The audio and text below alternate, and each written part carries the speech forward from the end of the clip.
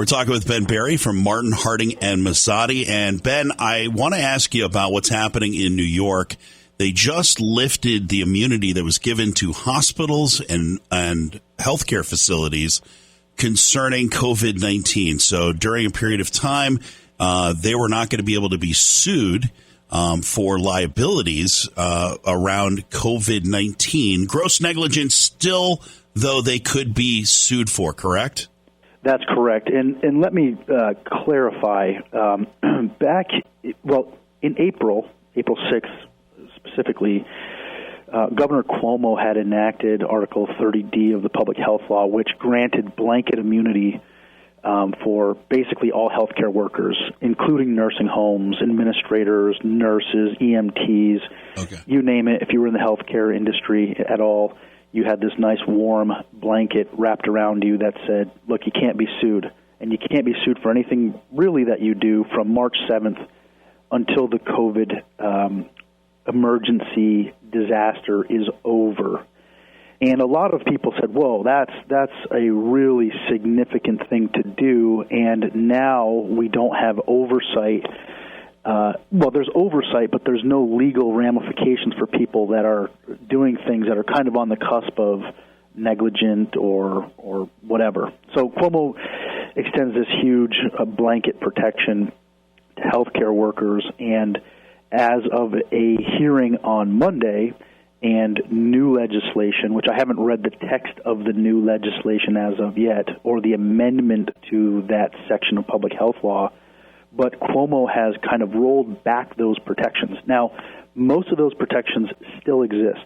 The rollback was very slight, and there is still blanket immunity for healthcare workers who are dealing with and trying to treat patients who are possibly COVID-19 positive or are in fact COVID-19 positive. The rollback really specifically relates to individuals being treated by healthcare facilities, and more specifically nursing homes, who are not being treated for COVID and are just sort of receiving their regular standard of care. None of the protections allowed immunity for individuals who had suffered or had committed basically willful or intentional criminal misconduct, beating up somebody, or gross negligence where they, completely gave a patient the wrong medication, leaving that sponge in during a surgery. Yeah, I mean the gross negligence, maybe the sponge may be protected, but possibly not. But you'd have to demonstrate gross negligence, reckless misconduct, or really some kind of intentional tort, intentional infliction of harm, or assault, or just something that's so grossly negligent that there's no excuse whether you're dealing with COVID-19 or not. So, Ben, they left in place the immunity for COVID-19 related problems. And why do you think that is? I know that in New York, the AARP State Director, Beth Finkel, has been very critical of that, saying you need that more than ever now. And I know in New York, at least originally, they sent a lot of people with COVID-19 illnesses, many of whom died, to the nursing homes. Sure. So early on, at the outset of the sort of pandemic, Governor Cuomo, and generally speaking, Cuomo had basically issued some directives that required nursing home facilities to accept patients or prevented nursing homes from denying entry of certain patients. And so as, what Cuomo's justification for the immunity was or is that, hey, I've directed these nursing homes to take these people, and so we need to offer them some protection so that patient A coming in having supposedly recovered from COVID-19 and infecting patient B can't sue the nursing home because they were following my order.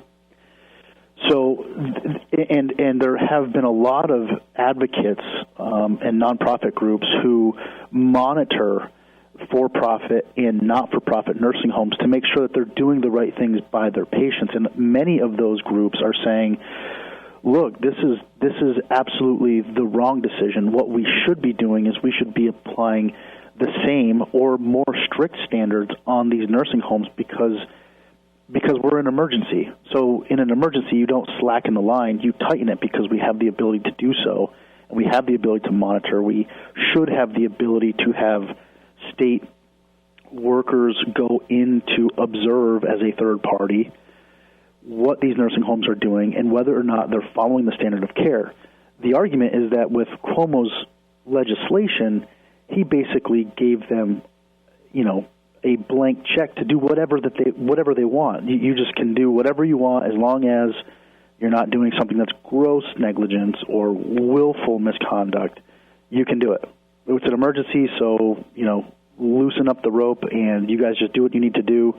You can't be sued for it. But again, to clarify the law, you have to prove negligence, correct? So even if all things were the way they were before the immunity, you would have had to have proven that somebody, a healthcare worker, walked into the facility, knowingly had COVID-19, and then knowingly spread it, and therefore a patient within it died.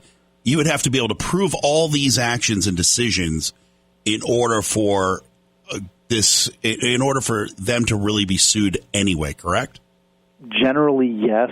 I would probably refine that statement to some extent to kind of meet the threshold for negligence. However, I don't think that this bill was really intended to address the issue of spreading COVID-19.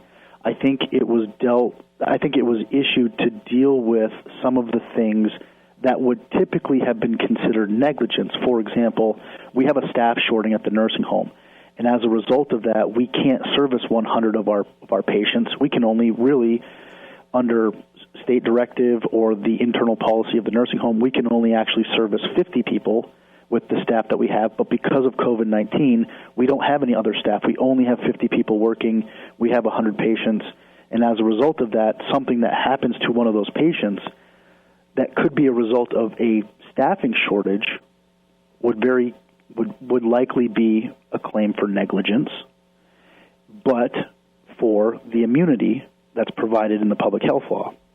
Well, I don't think it's directed specifically at the transmission of COVID-19, although it could be. I think it's used for a larger, much wider scope of claims. You can see where family members would have been really upset and were concerned about this at a time that they couldn't even go visit their loved ones in the nursing homes, weren't allowed to come in, and then there's no accountability for what's going on in the nursing home while they're not able to go in.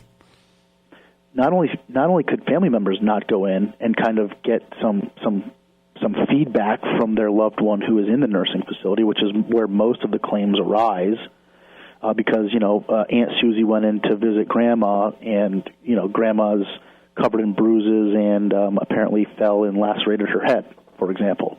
Aunt Susie is going to be the person that's reaching out to an attorney or reaching out to the nursing home or a patient advocate group.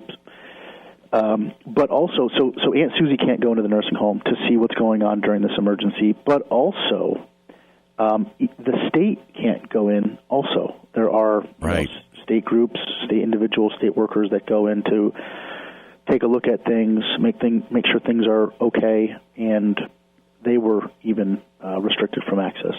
Wow. Well, Ben, thank you for the insight, and I know this is a topic I've got so many more questions to ask, but we're running out of time. But if anyone has more questions, feel free to always reach out to Ben Berry or any one of the great lawyers over at Martin Harding and Mazzotti. 1-800-LAW1010.com.